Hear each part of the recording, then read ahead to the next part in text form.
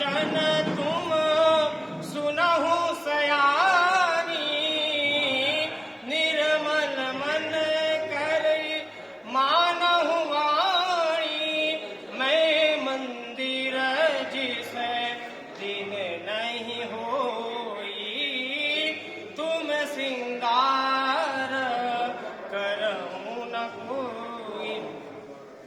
पहले वचन में पर कहता है क्रीड़ा शरीर संस्कार समाजो शव दर्शनम आशम परिगृहेयानम त्यजेतम प्रोषित वर्षिका।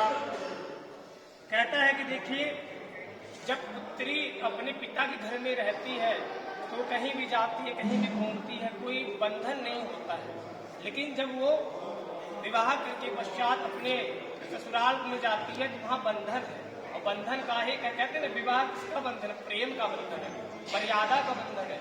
इस प्रकार से आप जब मैं घर में रहूं तो आप खूब क्रीड़ा करिए, खूब अनोद प्रमोद करिए, खूब हंसिए, आप जहां आपको घूमना हो घूमिए और खूब बढ़िया श्रृंगार करिए, क्योंकि जो स्त्री है श्रृंगार अपने पति को रिझाने के लिए करती है।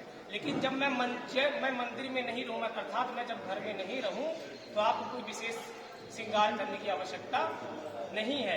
यदि कोई पूजन उत्सव हो घर में, क्योंकि भगवान के देवताओं को जब भगवान का पूजन करता है तो हम लोग स्त्री कहते हैं कि आप माहौल लगा दो, श्रृंगार करके पूजन में बैठो। तो जब कोई पूजन उत्सव हो तब आप जो है तो श्रृंगार करिए, विशेष श्रृंगार करिए। या तो जब हम घर में रहे तब आप विशेष श्रृंगार करिए। लेकिन जब हम घर में नहीं रहे तो आपको विशेष करने की आवश्यकता नहीं है। इस प्रकार से प्रथम वचन के बाद द्वितीय वचन कहता है यहाँ पास, द्वितीय वचन में कहूँ बखाना, उत्तम ध्यान में कहूँ ध्याना।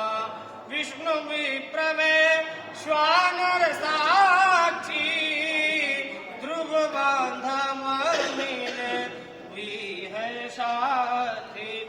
दूसरे वचन में कहते हुए कहता है, विष्णु वैश्वानरः साक्षी ब्राह्मणा ज्ञाति बांधवा, पंचमं ध्रुवमालोक्यं सा साचित्तम ममागता। ये प्रिय, ये जो यज्ञ कुंड है, देखिए यहाँ पास भगवान जो मरवा होता है, मंडप होता है, इसमें जब मंत्री पूजा होता है तो यहाँ पास सभी देवताओं का आवाहन होता है।